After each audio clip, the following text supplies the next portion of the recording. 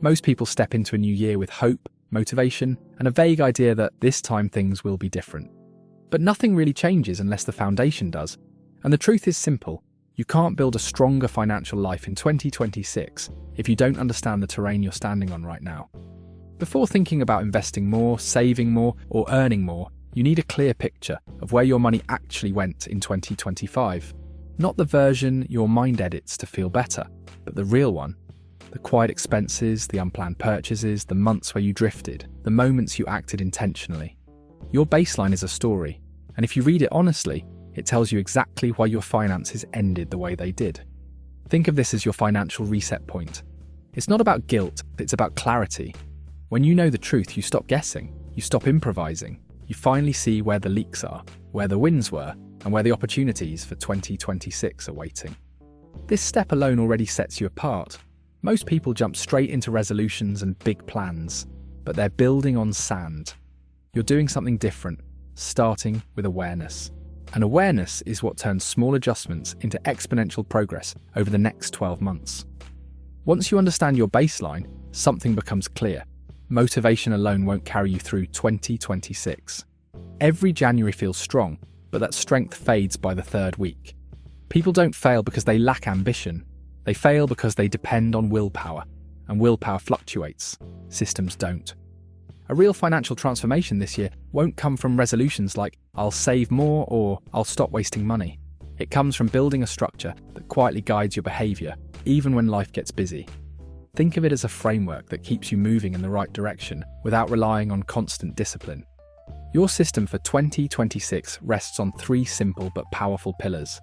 The first is your income pipeline, understanding where your money comes from, how it can grow, and which side opportunities you can explore.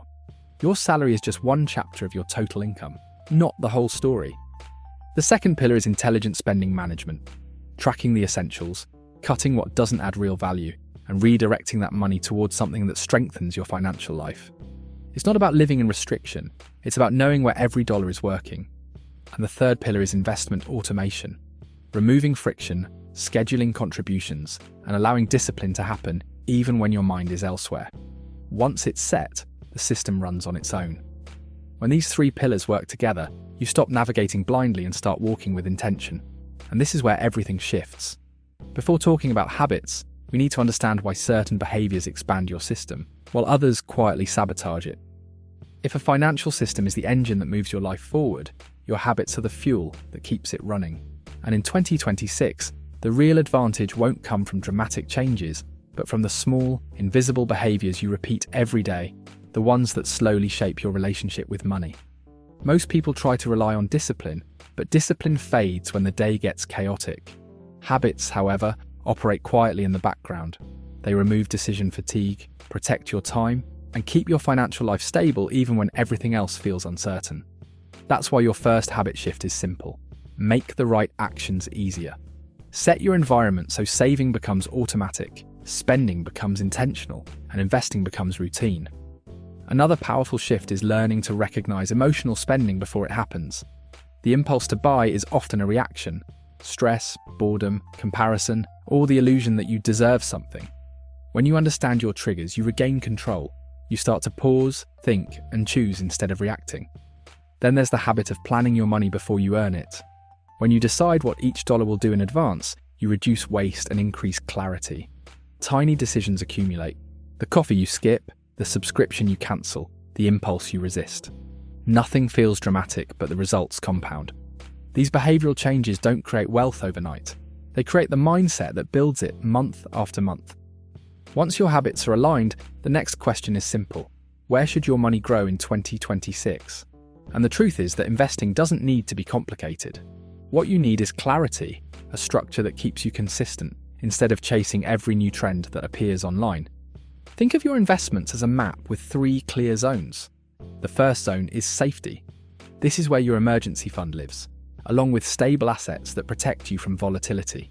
It's the base that allows you to invest with confidence, because you know unexpected events won't destroy your progress. The second zone is growth. Here you place the investments designed to increase your wealth over time. ETFs, diversified stock positions, and global funds fit naturally into this category. You're not trying to predict which asset will explode. You're building exposure to long-term economic expansion. The third zone is opportunity. This is the smallest portion of your portfolio reserved for calculated bets. Maybe a specific stock, a thematic ETF, or an emerging sector that you believe has potential. You don't rely on this zone to get rich, but it keeps you engaged and open to new ideas. A strong investment plan in 2026 isn't about guessing the market's next move. It's about creating a structure that grows in normal months and survives the difficult ones. That's why consistency matters more than intensity. Small, regular contributions across these three zones can outperform the decisions driven by hype or fear. And once you know where your money should grow, the next step becomes natural. Understanding how to save more without feeling restricted. Improving your finances in 2026 isn't just about earning more or investing better.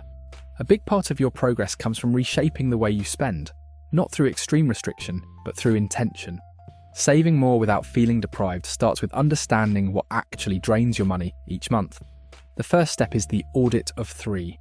Look at three categories that quietly dominate most budgets: subscriptions, food delivery, or eating out, and emotional purchases. These aren't always large expenses individually, but they repeat so often that they accumulate fast. When you reduce them even slightly, the difference during the year is significant. Then comes the idea of spending with purpose. Instead of trying to cut everything, choose where your money brings real value. Convenience that saves time, tools that improve productivity, or experiences that genuinely matter. When you spend intentionally, you create a sense of control that feels empowering rather than restrictive. Another powerful shift is building a fun budget. Most people overspend not because they lack discipline, but because they feel guilty for wanting enjoyment. When you plan for fun, you remove guilt and avoid impulsive choices.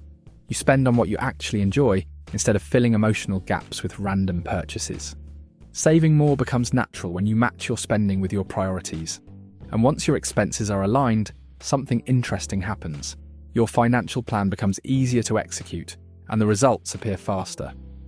Once your spending is aligned and your investments have direction, the next step is execution. And this is where most people get stuck.